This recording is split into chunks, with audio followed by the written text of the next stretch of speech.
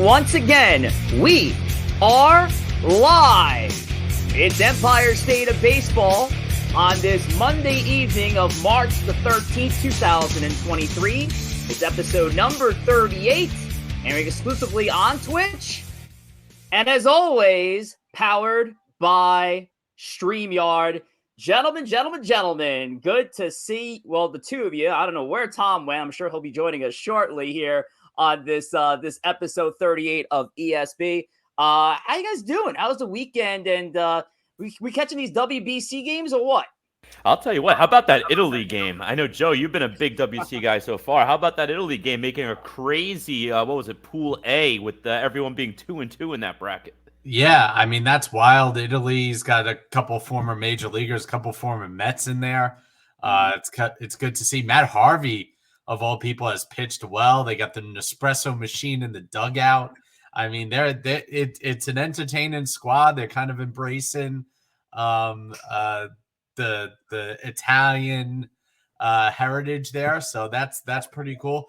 Team Venezuela has been an absolute shock to everybody. Their offense is flying high, and then you got a couple favorites on the ropes right now. I mean, Team Puerto Rico is a win or out scenario in the next few days, and USA needs a win as well because they got beat by Mexico the other night in what basically was almost a home game for Mexico in Arizona. So. Yeah. And you mentioned Puerto Rico. Currently in progress is the Puerto Rico versus Team Israel WBC teams, and Puerto Rico has a 6-0 lead. So looking good for the PR as you mentioned, they're on the brink of possible elimination. And hopefully for our sake, we get our fourth man on the show as Tom is still struggling over here. You know, since the new studio was developed, he's been having some issues with the connection, but hopefully we'll get Tom on in a little bit once he's ready to come out of the darkness there. All righty. Before we get into a lot of the things happening tonight, including, of course, our biggest segment, which is the first ever March Madness bracket, the greatest baseball movie of all time, which we're going to determine tonight.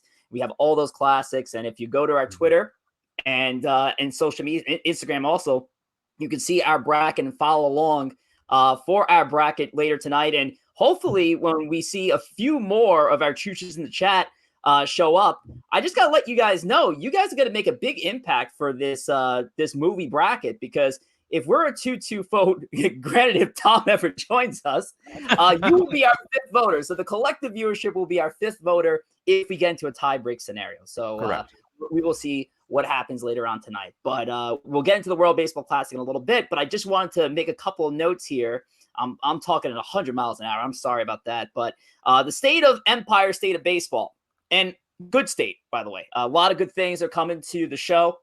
Of course, we start season 2 in a couple of weeks' time. We have a big announcement about season 2 later on tonight that I'll get into. But for season 2, you're going to expect some changes from the show. And we're going to talk about new logo, a new banner, new theme song, new color scheme. So brand new stuff coming to the show that we're very excited about. Some recurring segments are coming back. We'll tinker them a little bit to make them a little bit more enjoyable for some of the broader audience members. And we're going to take one of our segments and absolutely revise it and make it even better than ever before. But we'll get into that in the next couple of weeks. And big news came out of all places, a wedding that me and Corey attended, because I was happy on my way to this wedding to hear that our account, Empire State of Baseball ESB Podcast on Twitter, is now verified. So, Corey, how can our buddies and all their buddies follow us on the brand new verified Twitter account? Listen, follow us on Twitter. Like Rich said, we are now verified. We got that blue check mark. We're ready to roll. Follow us at Empire State of Baseball on Instagram, on Twitter at ESB Podcast.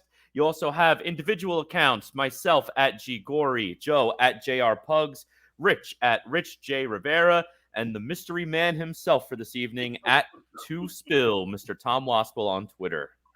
I feel his pain though. This is unfortunate. I'll tell you what, right now he's disappearing like the USA pitching staff right now in the World Baseball Classic, or like the Yankees falling down to injuries. Just his Wi-Fi must Oh be linked to the no. Yankees right now, Mr. Two Spill over there. But yeah, listen, we're verified on Twitter right now, so if you don't catch Tom on the show tonight, hit him up on Twitter. Two Spill, go on Twitter, hit the guy up, and we'll be glad to chat with him later on. Might be his only forum to communicate to us tonight, boys. But we'll see what happens later on tonight. And here we go. Let's give it a shot. Mr. Tom Wospil coming from a brand new studio. Yeah, brand new studio. Look at that. Yeah, it's the bathroom with curtains and a window.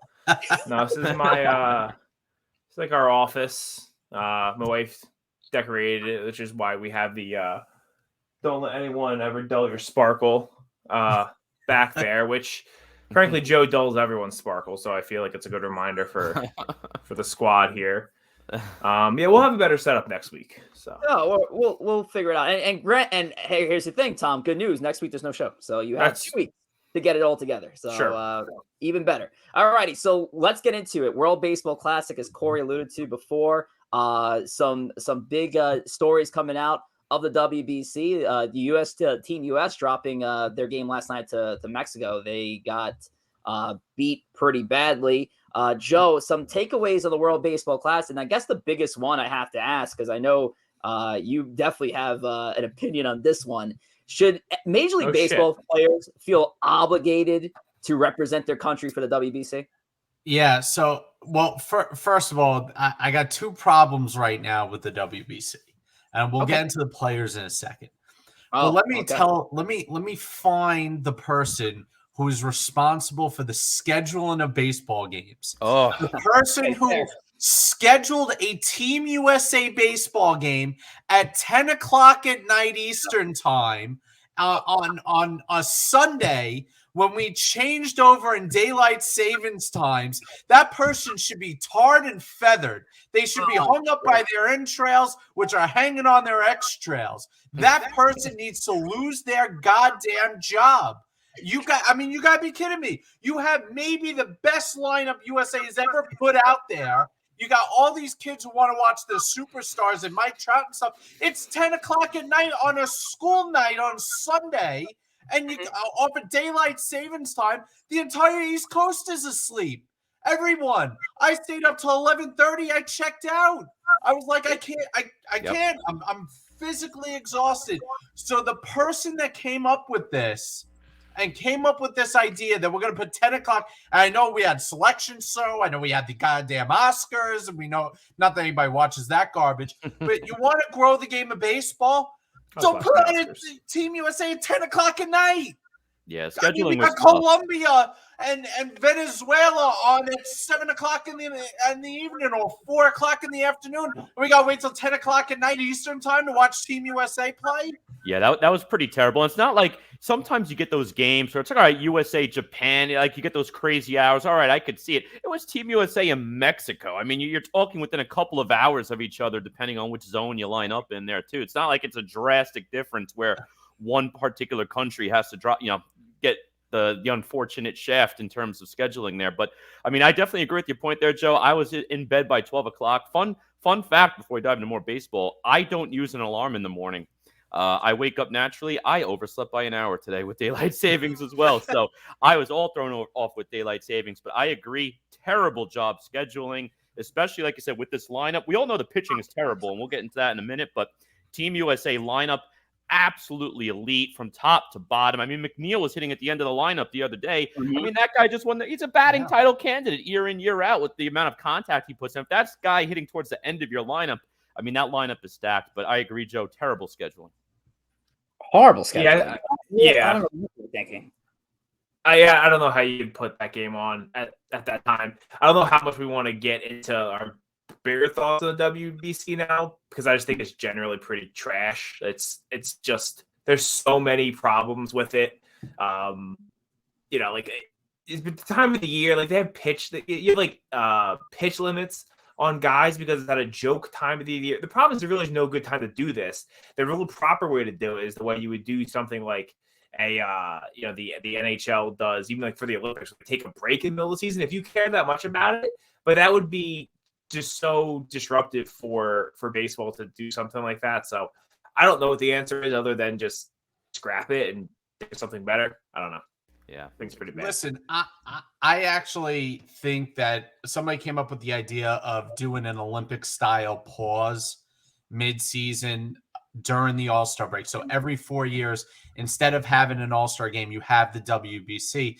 That obviously comes with other roadblocks, including pausing other international leagues, like the leagues in Japan and Korea, that would have to do the same thing at the same time. But I actually like the idea of that better. Everybody's in their prime as far as competibility is concerned. But Rich, back to your original question. We just had a lockout last year, and part of the lockout was the players complaining that MLB does not do enough to grow the game, that they do not do enough to market their players and stuff. And here at MLB, what they've created in the WBC was there to replace the Olympics. When baseball got booted out of the Olympics, it was to bring a national stage to the game, international stage to the game of baseball that it needed. And now we're post lockout. And for Team USA in particular, some of the biggest stars sat out. And I know we don't need an obligation necessarily to play, but in a case like Judge, for example, is a prime example. He just signed probably one of the top 3 contracts in Major League Baseball. He is not playing for his supper. He's not playing for anything. He is one of the top 3 stars in the sport on the most prestigious franchise in the sport. And he didn't play. That's a problem. Listen, we know Verlander's approaching 40, Scherzer's approaching 40. We can argue that they should be in it, but I got a bigger problem with no Burns, no Woodruff, no Wheeler, no Nola, no Cole, guys who have been healthy for most of their careers and decide not to participate. So instead, we got to watch Nick Martinez and Brady Singer go out there.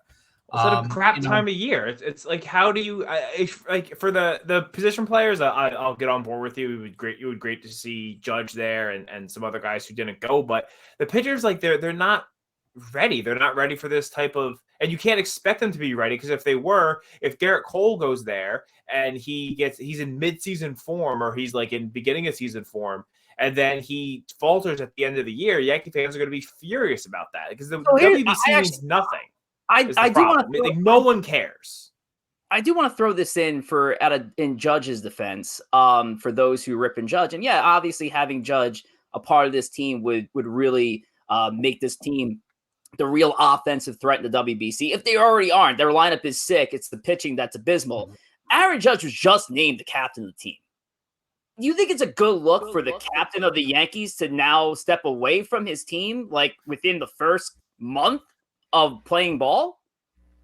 It's tough. The timing wasn't being named captain same year as the WBC. I mean, it's just I think it's just unfortunate timing in that instance. It's tough though because on the subject of should the players be obligated to play to represent their country in the WBC, I'm very neutral on the subject. If you would have asked me when I was younger, I would have said yes because I love the idea of the WCD. I still do. I still love the WBC as a whole. I just don't feel the same obligation to get these players in there as I did when I was younger. I want to call out real quick also back on the timing of the WBC too. And I agree mid-season would be better. You'd be getting a much better quality game and more players would participate. Scherzer, though, had a great point today also in support of that, saying he would prefer in-season as opposed to spring training, basically saying, I'm not ready to step into a quasi-playoff game right now. If I do that, I'm rolling the dice with my arm. And, I mean, that's a great point because a guy like Scherzer, especially, he's a little older, and we know a lot of these USA pitchers, Verlander, Joe mentioned before, Scherzer, another one right around 40 years old. I don't want these guys blowing out their arm in March when I want to count on them in October for my team. The only thing also, I guess, a little dicey with timing, they'd probably have to take like a 3-week or maybe 2.5 if you rush it pause. That's a little bit of a problem in the Northeast because now you're going to be starting games probably 2 weeks to go in March. 2 weeks to go in March, you could still have blizzards in half your stadiums. So They don't have domes. I know that's a whole nother conversation that we had last year about domes, no domes. You cannot start in mid-March in the Northeast. You would need to almost do something like if you do it every 4th year, just cancel the All-Star game, and then just because there you get 4 or 5 days. And I know we all, we love the All-Star game, the Home Run Derby, but like to take that break, the World Series would end up in December. Like if you took it, it's too much time. They could just also just make the season shorter, which I think we've all been on that. That's a possibility. Yeah, make it a 150 game season in a World WC year. I think the All-Star game conversation has some merit because you are replacing the All-Star game with theoretically the ultimate All-Star game in games that actually mean something. So I think that's an opportunity, and especially mid-July, you're talking, where that is baseball. There is nothing else besides baseball. You own the world sports scene in July. Well, Joe, I can also. How about this? What if you offered both? So if you did this mid-season around the All-Star break WBC, why don't you have the All-Star game festivity in conjunction with the finals of the WBC when there are going to be more players available to play in the All-Star game again? Yeah, but the problem with that is you're creating a tournament.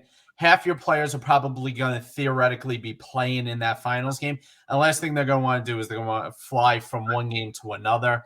You could do it where you could have the All-Star game and the WBC final the 2 days next to each other and accept that some people won't be there in the same city. That's exactly what I just said. Okay. So, you could do it, but at the same time, this is a concerted effort to stop the season for 2 weeks, get this in. You tack double headers on the rest of the year to make up the games. And that is the effort. But at the same time, the players can't turn around and say, well, I'm going to take the 2 weeks off. If that's going to be the case, unless you are on the injured list, you are playing in the WBC. And that whatever they have to do to make that happen. And I don't think the players union's ever going to accept that. I don't think you want to force anyone to play in something like that. Cause then if they don't want to be there, then what's the point of having there? I think there's plenty of players if we're especially talking about the bigger teams, they have plenty of guys who can go in and play again. If Judge doesn't want to play, it's not like that outfield is like hurting without Judge out there. The problem I have with the participation, the USA is the only one who left their big horses at home for the most part. So WBC doesn't mean anything. It's just, but I'm saying, but it means something to Puerto Rico. It means something to the Dominican. It certainly means something to Venezuela right now.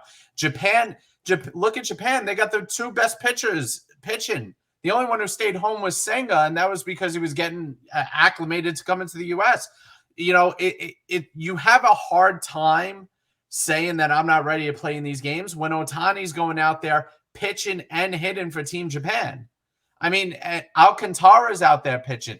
The best closer in baseball is out there pitching. Funny. It just you look up and down. If you look up and down of all the biggest MLB stars that stayed home, almost every single one is for Team USA. And that's my only problem is nobody else's. Off the top of my head, who's the biggest star that's not a USA-born player that stayed home? Senga, because he wanted to learn how to pitch in the U.S. and I love it. I love because he wanted to learn how to speak English. I'll give Senga a pass on that one. You know what I mean? Yeah, no, for sure. Senga, a guy like that, definitely made the right decision. Your first time pitching in this country. You also have the slightly different ball. The USA ball is a little bigger, so you have to make sure you got your grip down pat. He actually had the finger injury, but they're being cautious with it. If it was a regular game, he probably would have played. So, but so far, I like what I see from Senga. I'm glad he stayed here. Great asset to the team. But that's another guy would have been the number 2 starter for Japan right there with Ohtani. So, but glad he stayed with the Mets. Yeah. So on that, we're going to move on from the WBC because we got a lot of movies to talk about in a little bit. But before we get there, Thomas, you there, right? You there, buddy? Yeah, we'll see how long I'm there for. How can our Twitch followers or our Twitch viewers right now tell their friends how to check out our show tonight? Yeah, so we do stream in the offseason every other week. When we get into the season, it'll be weekly. We stream live on Twitch. Make sure to, if you're watching this on the replay, make sure to download the Twitch app and subscribe to Empire State of Baseball. The link is in our Twitter bio at ESB Podcast. Well done. Well done. And we heard you loud and clear. And yes, give us some love on Twitch, Twitter, Instagram, and all the platforms that we've already mentioned thus far. I know Joe's got one more later tonight that he's going to talk on. March Madness 2023. It's time, boys. I believe the tournament, the actual tournament start tomorrow? I'm not really. Yes. You'll have the play-in games. Yes, the play-in games. The main tournament itself will start Thursday. You get your first games Thursday. I actually used to take either a half-day Thursday or all-day Friday off. Now working from home, I don't really care as much, but I'm usually on vacation this week, so I usually just watch it from there. Oh, even better. Yep. There you go. Well, I am not into the college athletics. I was offered earlier today from one of our own here on the show to join a bracket tonight. It was like $10, and I'm like, I don't want to donate. Even though it's $10, I'm not donating. There's no skill involved. It's so random. But I feel like there's got to be some kind of. Otherwise, I'm just going to push all the ones. Very little. Push all the ones. Listen, you can pick all the ones. You might win. You might not. Arizona Wildcats trying to get that dub. I'm going with the number 2 seed to win it all. Well, I don't know nothing about the Arizona Wildcats, but I do know a lot about baseball movies. So let's get into it. I actually have a Wildcat real quick. I have a Wildcat Final Four with a matchup with one of my brackets, Kentucky Wildcats versus Arizona Wildcats. So a Kentucky Wildcat Final Four. That'll be interesting. Corey, you should play the lotto if that happens. Oh, that would be hysterical. Yep. If it does, I'm playing Powerball. Moving on. Baseball. All righty. So our topic for the March Madness bracket is the greatest baseball movie of all time. So on a yearly basis, we'll go with one of these March Madness ones. So movies is an easy one for us to all kind of congest. And if you look at the bracket that we revealed earlier today on Twitter and Instagram, it's somewhat of a contemporary bracket. The oldest movie on there is 1976, The Bad News Bears. Our newest movie from 2013 and 42. There's a lot of movies that we didn't feature here on our bracket, which we also listed as our honorable mentions, some controversial ones. Pride of the Yankees, which I believe was even nominated for an Oscar, not up there. But a lot of contemporaries up there. So let's get into it with our first set of movies. We're going to start with our classics in the left-hand corner, Major League or The Bad News Bears. I don't know what order you guys want to go with. We'll go with Tom because Tom's active right now. So, Tom. Yeah, sure. I mean, Bad News Bears, absolute classics, are the oldest movie in our bracket. But in the spirit of keeping this quick, the answer is Major League. So let's put Major League through here. Go. Major League, it's one of the best sports comedies maybe in history. It is absolutely classic, rewatchable every time it's on TV. So that's my pick. Corey, we send the Major League to the next round? We are sending Major League to the next round. Bad News Bears, again, classic movie. Love it. Hysterical, gets some good laughs, but Major League is by far the better movie. 100%. And Matt Tucker in our chat, Chooch's pick of the week, that'll be coming back soon. We'll make that announcement real quick. Also agrees, Major League, and I agree as well. All right, moving on to the next. We have Field of Dreams, and there's no graphic. Where's the graphic? Field of Dreams now. We lost the graphic. We don't have the graphic at all. It is gone. What happened? All right, Field of Dreams or A League of Their Own. Listen, I'll tell you what, the graphic went away with Tom, but I'll tell you what, is this heaven? No, this is Empire State of Baseball, Field of Dreams. Yeah, it's. I know my wife will be upset that I'm not picking A League of Their Own, but Field of Dreams is the answer. It is as romanticizing of baseball as you can get in terms of Field of Dreams. 100%. Boiled down to having a catch with your father. So that's my pick for that one. Yes, 100%. You gotta go Field of Dreams. I mean, they made a damn whole ass baseball game that's in the middle of the August month. So Field of Dreams it is, and I did find the other graphic as well, A League of Their Own. So shout out to Alana. This is one of her favorite movies of all time, but not making it. Great movie, but it had a terrible draw because Field of Dreams is the better movie. All righty, Field of Dreams moves on. Our next picks here, we're gonna go We're staying on the left side of the bracket here. We're going to go with The Sandlot or Rookie of the Year. 1993, nice year for baseball movies here. What we got here, Joe? I'm one of the few that actually does not enjoy Rookie of the Year that much. The best part of Rookie of the Year is Marv from Home Alone as the pitching coach.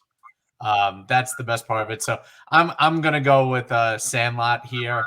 That to me, I think Rookie of the Year. When you go and rewatch it as an adult, it's a little too cheesy. Yeah, I have to go here with Sandlot as well. Sandlot, absolute classic. In this type of matchup right here, we have to send Henry back to Little League. Forget about Major League. It's going to be Sandlot. Absolutely. We have Sandlot in the chat here from Matt and Pars, and I agree with these gentlemen and our host as well. Sandlot moving on to the next round. And next, we have Angels in the Outfield. So Disney is finally on our bracket here. Or Little Big League. Both films also from the same year, 1994. Listen, I love Little Big League. I the fact that they got Randy Johnson, they got Ken Griffey Jr. in it. It's great. It's a great movie.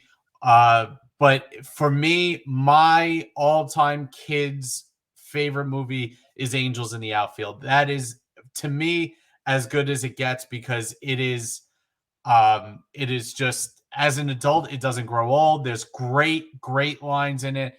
Tony Danza's in it. Christopher Lloyd's in it. Danny Glover. It's a great cast. Joseph Gordon-Levitt as a kid.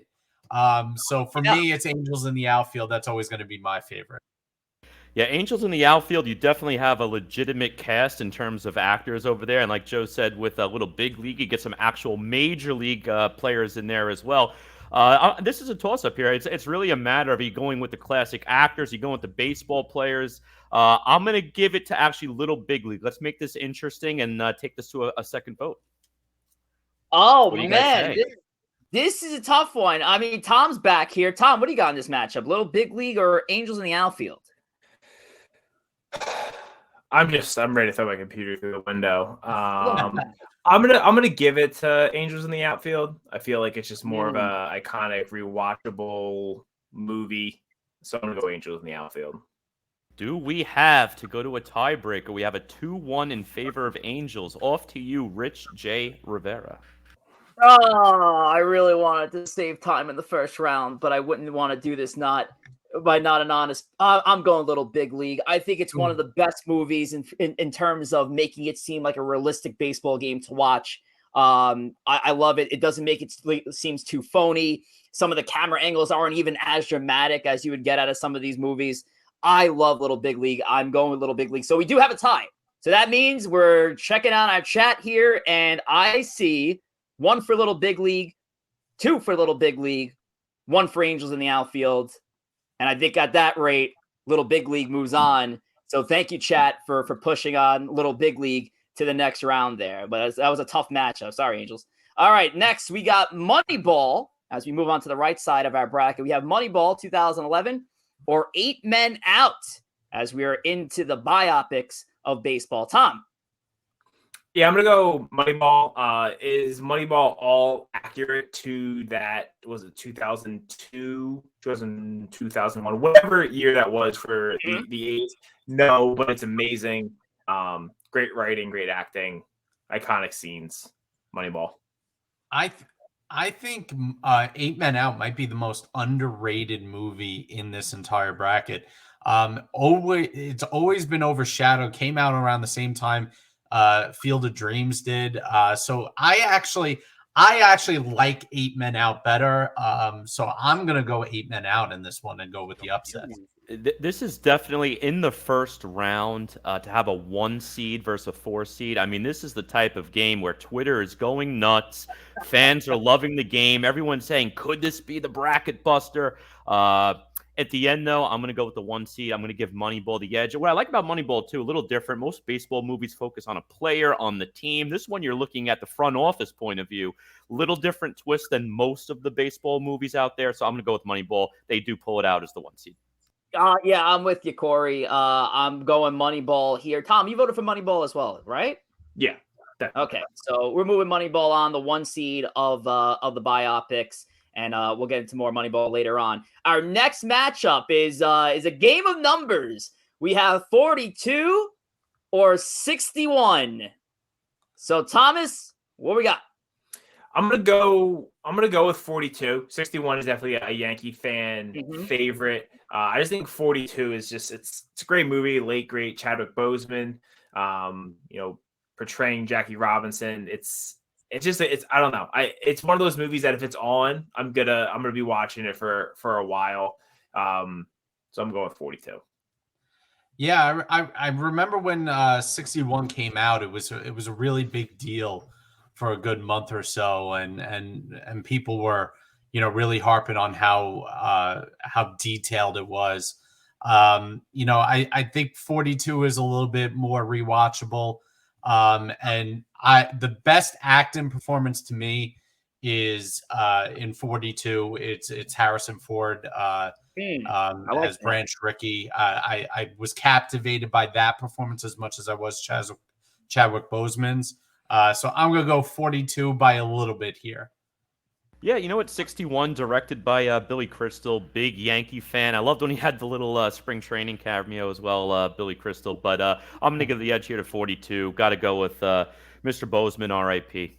Yeah, I would have made it unanimous. 42 it is. All right, our next matchup here as we move down to the dramas, we have Bull Durham, 1988, and for Love of the Game, another Kevin Costner. This is the Kevin Costner round here. Yep. Yeah, we could have had a whole Kevin Costner just bracket. Yep, exactly. Listen, you throw in Draft Day in there. He's got some good sports movies in his resume. For sure. This is close. Bull Durham, I know a lot of people would widely consider their favorite movie, baseball movie ever. For the Love of the Game, for me, is excellent. And you know what? For Love of the Game has that no other baseball movie has? Vince Scully. So for that, and it's so close as far as rewatchability. They're both up there. It's really close. But there's something about hearing Vince Scully call a game, even though a lot of it's exposition. For me, I'm gonna go for Love of the Game. Again, it's really close. Did you get a vote in there? I didn't hear it. I did not. I mean, I'm gonna go. Sorry, guys. I'm gonna say Bull Durham though. It's just it's iconic. It's a 1 seed for a reason. Ooh, okay, 1-1. Yeah, this one was very close at the half tie game and going into the halftime, but Bull Durham takes the run with it in the second half. Bull Durham moves on. All right, chat, get ready once again. We're going for Love of the Game. Again, same argument. And I saw Core's comment in the chat before when he said, I feel the same way about love the story of a kid running a Major League Baseball team. Outside of that, there's a real feel of a baseball game. And it's not phony. It's not corny. You have Vince Scully. You have like a real broadcast happening, watching Billy Chappell do his thing. I love it. For Love of the Game moves on for me. But now I need to ask the chat, Bull Durham or For Love of the Game? This is for the next round. We got 1 vote here for Bull Durham. So that's helpful. Give it about a couple seconds here. But the Kevin Costner round, we have a tie. So we got to go here. We got another Bull. All right, I'm going to call it at Bull. So Bull Durham, it doesn't even matter. My nonsense did not pay off. So Bull Durham moves on. All right, our final matchup here for the first round. Oh, yeah, we got the natural. We got Roy Hobbs. And then we got Hardball for our final matchup here for the first round. Tom, what do you got? Give me Keanu. Give me Hardball. Hardball it's so great, and it has literally the saddest moment that ever happened in any movie, let alone sports movie. Give me Hardball. This one's not close. This one's the natural. It's iconic on every definition of the word. I'll tell you what, I love Keanu Reeves. He's a top 5 of my favorite actors. Love him. Losing G-Baby. Again, very, like Tom said, very sad scene. Love the movie. I would have put this over several in our bracket, but I got to go the natural here. Yeah, I got to go to natural. And funny enough, before we cemented this You bracket, guys have killed G-Baby again. It was the one movie. It was the one movie on this entire bracket I had not seen. So this past weekend, yeah, I know he's got the thing going on, but I'm going with Roy Hobbs. I'm going with Wonder Boy. That movie was fantastic, and it's going to make it deep into this in this bracket. I guarantee it. All right, Natural moves on. So we got to move on to the quarterfinals now. And unfortunately, I don't have an updated graphic of the bracket, so we're just going to keep it moving here. Our quarterfinal first matchup is Major League versus Field of Dreams, which could arguably be a finals, and it's happening here in the quarterfinals. Tom, what's the pick? Tough one. I mean, Major League probably considered the greatest comedy and probably the greatest sports comedy, a lot of people might say. And Field of Dreams being, just so iconic. They play. I missed you guys talking the first round. They literally play an entire baseball game every year now because of that movie. Yep. In the cornfield. I'm going to say Major League though. I think Major League it's more rewatchable. It's obviously more fun. So I'm going to give it to Major League. Yeah, this is tough. I'm probably gonna lean. I don't know, because Major League is by far the most rewatchable movie on this list. It is every time it's on TV, you can put it on.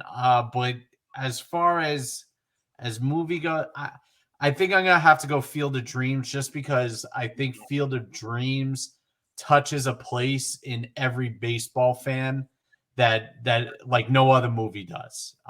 It hits you at home. It's close, but I'm going Field of Dreams. Yeah, this is a super tough matchup, and it's the toughest matchup by far we've had so far. Possibly the toughest we're going to have all night. Yeah. I mean, Field of Dreams, only a 2 seed because they had a tough loss in the conference championship that dropped them down a seed. But listen, in terms of pure movie, I would give the edge to Major League. But this is specifically a baseball movie bracket. Joe made some great points before. It really touches on a lot of baseball elements, ending with a catch with his father. I just love all of the aspects with it, the pure love of the game with all of these guys. Shoeless Joe Jackson just wanted to play. I mean, look at Doc. I mean, the guy wanted to play, didn't even get an at-bat in the major leagues. Finally gets to play here, and what happens now? He's stuck again, can't go back to the field because as a doctor, he went to help the kid. And then it's just a great movie. Field of Dreams could actually put a tear to your eye if you're emotional while you're watching that movie. I'm going to give it to Field of Dreams, number 2 seed. So I noticed in our chat, if we did get to a tie break, Major League would win. But unfortunately for our chat, we're not going to a tie break because I also am going to vote in Field of Dreams. Yeah, Tom, you mentioned it. I mentioned it earlier. Major League Baseball has a whole ass game in August for Field of Dreams. Tells you enough. But that movie is epic. That is a tough matchup. I love Major League. I even love Major League 2, which we didn't really get into this. I try to keep the sequels off this bracket, but Major League as a series is great. But I'm going Field of Dreams here. So we move on to the next matchup, and this might be a little bit more cut and dry. We got the Sandlot or Little Big League. So I'm assuming because I missed the Rookie of the Year loss to Sandlot. It did. I would have voted for Rookie of the Year. Rookie of the Year is like for whatever reason I had that movie on VHS as a kid, and I watched it probably 50 times. So I know it doesn't matter, but love Rookie of the Year. But it has, Sandlot, right? It's like for our generation, it's like the baseball movie. It's a kids movie. I was thinking about it today. Sandlot could be like the greatest kids movie of all time. If we're not talking like animation, like kids, True. like just being kids, it's great. I'm gonna Sandlot, right? It's a hot take, I'm but not actually bad. gonna go Little Big League here. I'm one of those few people who thinks Sandlot is a little overrated. No. I never watched it as a young kid, so I don't have quite the nostalgia with it. I got more nostalgia for Little Big League, and even more nostalgia for Angels in the Outfield, which Little Big League beat. So I'm gonna go Little Big League here. I think the baseball is a little bit crisper in that movie, so that's my vote. I'll tell you what, with the Sandlot and Little Big League here, baseball of all the sports is probably the sport I'm most nostalgic with. And the whole theme of the movie, the guy is talking about his past as a childhood and then eventually how everyone grew up and moved on. And I think about back back in the day, I was in the schoolyard with some of the chooches in the chat here. Joe was there a bunch of times playing baseball at PS32 nonstop. Rich, I know you at 75 baseball, and another half of the guys in the chat there. Tom, I'm sure you were saving my 75 story for late. Yeah, exactly. absolutely. So, no, 100%. I'm going to go with the nostalgia hit here with the Sandlot. Not a bad matchup, but the Sandlot it is. Like I said, I echo Corey's sentiments on the schoolyard days. So yeah, Sandlot for me moves on. All righty. Next matchup here in the quarterfinals. We're back to the biopics. We got Moneyball or 42 is the most contemporary matchup we're gonna have in this entire field. But yeah, we have 42 or Moneyball. It's a real tough one. Tom, what do you got? I'm gonna take Moneyball. I'm taking the 1 seed here. Anytime you get Aaron Sorkin writing a movie, you all have almost an unfair advantage over anything else in the bracket. It is like, for a movie that doesn't have a lot of actual action, it's so just like watchable and engrossing. Plus, without it, we wouldn't have the meme of just putting the Moneyball music to walk off home runs that we have now, that everyone loves or loved for a week and a half, and then I got overdone like all memes do. I think overall you have better performances in Moneyball. I think it's a better movie than 42, although I do really love the movie 42. Yeah, I think I'm gonna go Moneyball by a hair here. I think what Moneyball did was give you the insight into what goes on in a front office, what goes on at the trade deadline, things like that. So I'm gonna go Moneyball. I think from a rewatchability standpoint, I can rewatch that movie over and over again. Whereas 42 sometimes it gets heavy, and it should get heavy considering it's about Jackie Robinson. But there's sometimes I'm not in the mood to watch 42.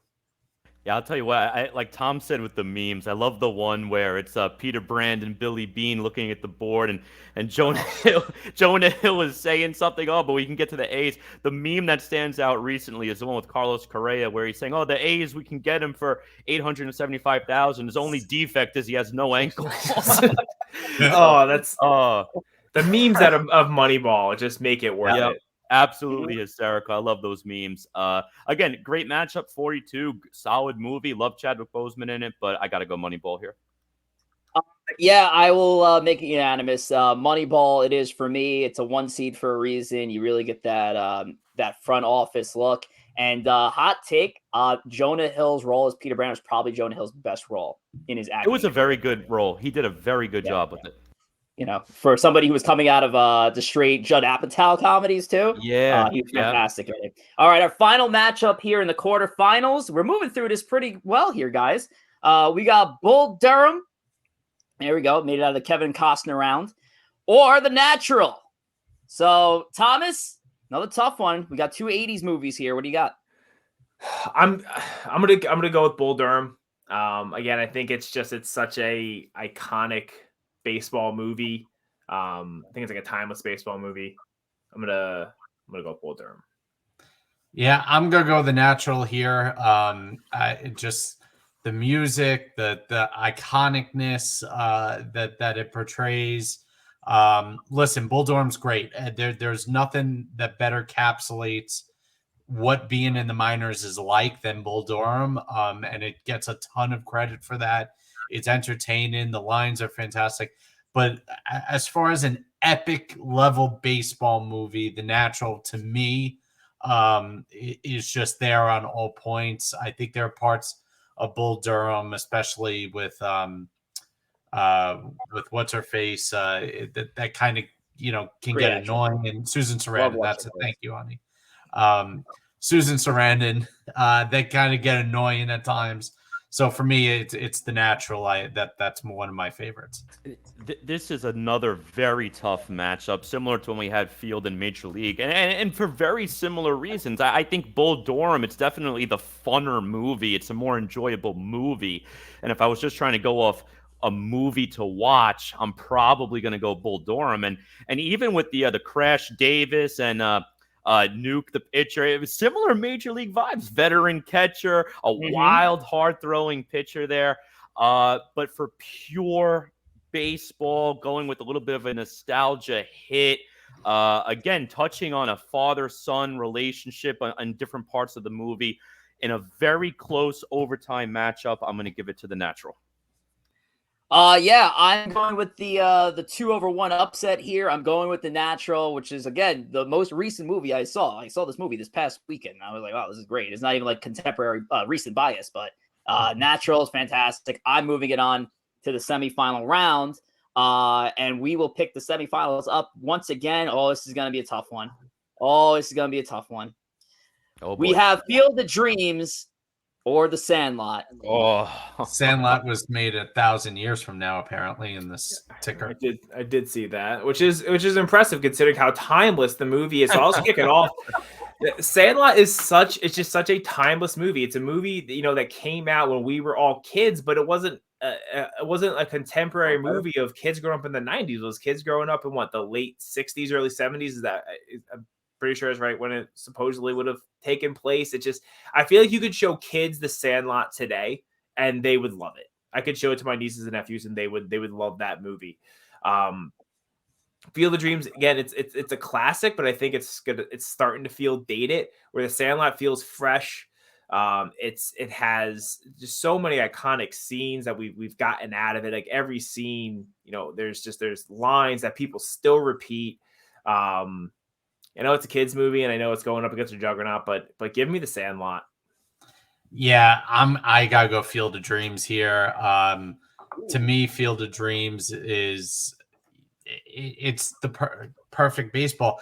And unfortunately, Tom, I don't think it's dated at all because Major League just built the field in the cornfield and is playing games in the summer in Iowa. I mean, that to me, if that doesn't scream its influence, where the Major League is I think that screams the baseball knows its key demographic is 50-year-old white guys, and they're like, what do 50-year-old white dudes love? They love Field of Dreams, so let's put a Field of Dreams, even though it is awesome. And I'm not poo-pooing on it. I think it's a dated movie at this point. I think it's dated. I'm going Field of Dreams. Yeah, this is another tough matchup here, and in any given day, in no particular order, if you were to tell me what are my favorite 3 baseball movies, no particular order, I'm going to say Field of Dreams, I'm going to say Sandlot, and I'm going to say Major League. So between the last matchup we had with Major League and Field of Dreams, very difficult. This is almost just as difficult. It's tough. I agree with Tom. I think this is a classic. You could have kids at any age. It could be today. It could have been 20 years ago. It could be 20 years from now. I agree with Tom's point. I think you could watch it at any point of time as a kid and you'll enjoy it. Guys, it's over. John Hernandez has agreed with me. It's over. Presses. So that should automatically push it through. Stop the presses. Done. Our chat though is favoriting towards The Sandlot, and so am I. Sandlot. Oh, because they Field of Dreams. No. We gotta. Field of Dreams. I was hyping up Sandlot, but I still had my points about Field of Dreams. I'm still giving. Well, it doesn't matter anyway because Rich, are you going? I'm assuming you're going Sandlot then, but I am saying Field of Dreams. 2 timeless classics. I love The Sandlot. Oh my god! But the Field of Dreams to me, it just hits even chat. more on the nostalgia. You get a little bit of a nostalgia hit with Sandlot for sure. I get it even more so with Field of Dreams. I'm going Field. Sandlot. In the chat. Sandlot. We're going 2-2 here, and oh my goodness, you guys! I don't know how a 4th slipped in here, but we have 2 for Field of Dreams, be the tiebreaker, and we have 2 for Sandlot. And Joe's calling in. Oh, there it is! Trade by Sandlot. Yes, Chrissy. Yes. Wow. Betrayal. Yeah. Chrissy, any kind of merch you want, any autographs on the house, don't worry about it. We got you. All right, the Sandlot is moving on by a hair to the final. I think it could have been a finals right there, but Sandlot Field of Dreams, epic matchup in the semis. So we move on to our next one, which could be just as tough. We have The Natural, 1984 is a Natural, or we got Moneyball starring Brad Pitt. Brad Pitt looking good right there as Billy Bean. Guys, what are we thinking, Tom? Tough one. I know the Natural is a lot more baseball centric. It's more on the field and all that sort of stuff. And again, iconic movie. I think Moneyball is just a better movie. It's a better written movie. It's a better acted movie. It was nominated for 5 or 6 Academy Awards. 6 Academy Awards. It's a great movie without the baseball part of it. I feel like I'm going to be outvoted here, and so that it is what it is. But give me Moneyball. I think Moneyball is just maybe is the best movie if we just go and be pure movie on this list.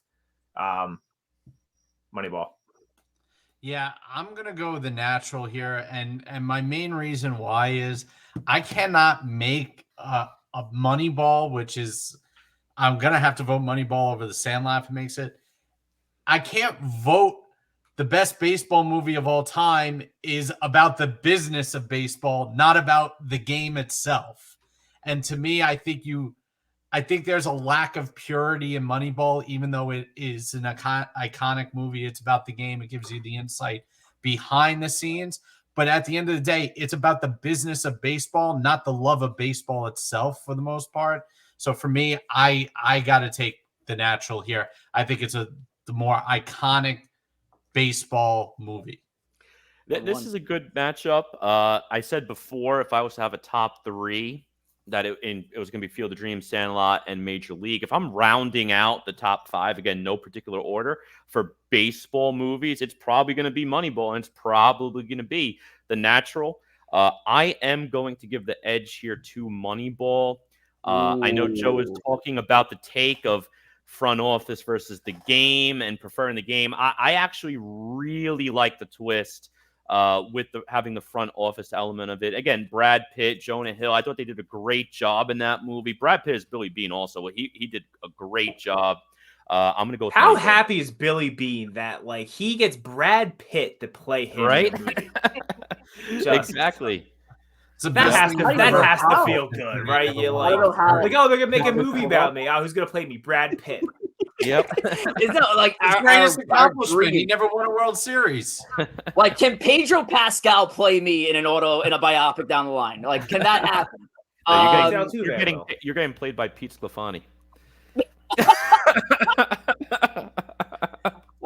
Tom, that'll be a story for another time. Alrighty, so Moneyball is the favorite in the chat, and Moneyball is also the favorite on the show. I am also going with Moneyball as well. So, Joe, if you wanna do the honors first, as you just spoiled how you're voting in the finals. The finals is going to be The Sandlot versus Moneyball. So, Joe, are you sticking with your guns here? Yeah, I'm gonna go Moneyball on this one. It's a better movie than Sandlot. I understand the innocence behind the Sandlot, but it's Moneyball for me in this matchup. But I had 2 or 3 other movies over these two together. Joseph. Thomas. So these are I'm surprised that it ended up this way. These are my 2 favorite baseball movies, I would say. Also with Rookie of the Year. I absolutely love that movie. So it's tough, right? Because I mean, Sandlot is just it's so, again, it's timeless. Like, I think you could show Sandlot to kids 50 years from now, and as long as they make it in whatever, like 24K at that point, the kids will still absolutely love it. And Moneyball at some point might feel dated. God, this is tough. I think Moneyball is a better movie. I do, but I'm going to go with Sandlot. Sandlot is just so quintessential baseball. There's so many lines. We could do a whole bracket of Sandlot lines, I feel like, and it would be just as contentious. So give me Sandlot over Moneyball. Corey? Well, Joe, we know is going Moneyball. Again, great matchup. I love both of these movies. I said before, Sandlot was a top 3 on any given day. Moneyball would round out my top 5. So a top 3 beats out a top 5. It's Sandlot. I mean, I'll tell you what, my schoolyard ball days, arguably my favorite days of my life. Just going out there, especially in the summer, no school, no work, no commitments, just play ball, baby. I love schoolyard ball days. I'm going Sandlot. And it's the movie I resonate the most with. You know, I met two fourths. Well, I can't meet myself, but I met two-thirds of my co-hosts through playing schoolyard ball. I met most of our chat, if not every member of our chat right now, through playing schoolyard ball. Does anybody remember the summer of 2011 at IS-75? Well, guess what? That was the Sandlot in real life. That was friendship. That was camaraderie. That was everything that makes this movie great. And this movie right here, The Sandlot, is our winner. I just broke it. I need a new one. I do find it kind of terrible. But it's a great movie where it's not broken. The Sandlot of 1993 is our winner for the March Madness of not Moneyball, get out of here. It's The Sandlot. 1993 is The Sandlot. Congratulations, The Sandlot, to Benny the Jet Rodriguez, Hamilton Ham Porter, Scotty Smalls. What a great movie. And it's unfortunate he tried to make 2 sequels. I don't know why they did that. It was perfect the way it is. Sandlot, greatest baseball movie of all time. Great stuff, guys. There we go. Great bracket. A lot of great movies. Rich just broke a collectible. Actually, if Rich was really trying to show off the collectibles, he would have gotten the VHS version. I don't know if I had the VHS version, but if I threw that would have broken in a million pieces. I think the DVD is still protected though. All righty. Yeah. Joseph, what's the best way for our fans that missed tonight's great episode? Check out episode 38 of ESP. You can catch us on YouTube. Full episodes of Empire State of Baseball is up on our YouTube page.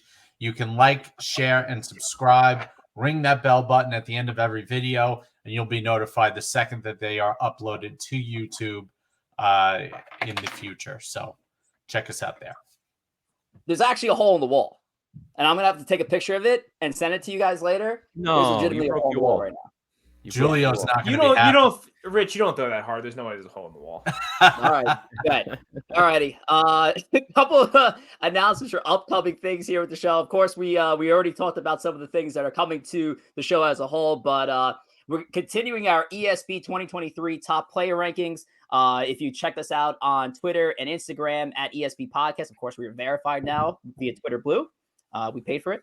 At Empire State of Baseball on Instagram, where we're revealing our 2023 player rankings every Monday and Thursday at 10 a.m. because we want to just be so gimmicky. Our upcoming schedule. So the rankings are going to conclude actually live on our show. We're going to do the top 10 outfielders live on our show in 2 weeks' time for episode number 39. We know who made the top 10. It's very, very debatable, very controversial, and I can't wait to get into it in 2 weeks' time. And of course, season 2, opening day 2020. Yeah, Tom, he's still not over it. I mean, it's wild. Just, some people just really show their colors and just honestly just lose all credibility that they had left. Is all I'm going to say. Nice. Well, for what? There you go. The outfield rankings. Oh, God. Well, the number 10 position is probably the most controversial, but we'll get into it in 2 weeks' time, so stay tuned. And of course, in 3 weeks' time will be season 2 of Empire State of Baseball, our season premiere, opening day 2020-23, which is on Monday, April the 3rd, where we're going to debut everything, the new theme, the new song, everything that's going to make this show great and bigger than ever. And speaking of which, I did mention earlier there was another special announcement I had, so here it is. Our breaking announcement on this show, this episode number 38, and one of the biggest changes coming to Empire State of Baseball. On a monthly basis, we are going to have a special guest joining the 4 of us live on the program for a nice little Q&A and be a part of some of our fun segments that we have towards the end of the night. And we are so excited and so honored to not introduce, but to announce we'll introduce him in a couple of weeks, but to announce our first guest that's going to be joining us, 1998 World Series champion with the New York Yankees and current manager of the Staten Island Ferry Hawks, Homer Bush, will be joining us live here on the podcast, April the 3rd, 8 p.m. Eastern time, our season 2 premiere. You can't miss it. I don't want you to miss it. I want you to blast every link we have all the social medias we have, from Twitter, Instagram, and all. Obviously, we're going to do it. We hope you guys can do the same for us as well. And we'll see you here in 3 weeks' time for a very exciting episode of Empire State of Baseball as we talk to a former World Series champion in Homer Bush. Tom, you're a huge Yankee fan, obviously. I can tell by what you're wearing, but you grew up with these 90s Yankees. You watched these teams excel and obviously win their World Series and build a dynasty, and Homer Bush was a part of it. So what are your thoughts on getting Homer Bush for the pod? It's a huge get for the pod. It's going to be real exciting to talk to again a World Series champion, a guy who has great insight on not just back from the 90s and early 2000s, but today as well. Like, I can't wait to ask him some questions about what he thinks of baseball in 2023. So real excited for 2 weeks from now. Yeah, this is big. This is a big one for ESB and for the faithful who've been there since episode number 1. We're looking forward to seeing you guys for episode number 40, and we're gonna wrap it up. It's 9:00 now. So starting with Tom and making our way around, some final thank yous to the faithful. No thank you to my internet. That hopefully I have a better setup next week. And yeah, that's where we're at. Thank you for daylight savings time for screwing up our sleep schedules. But I don't want to hear it.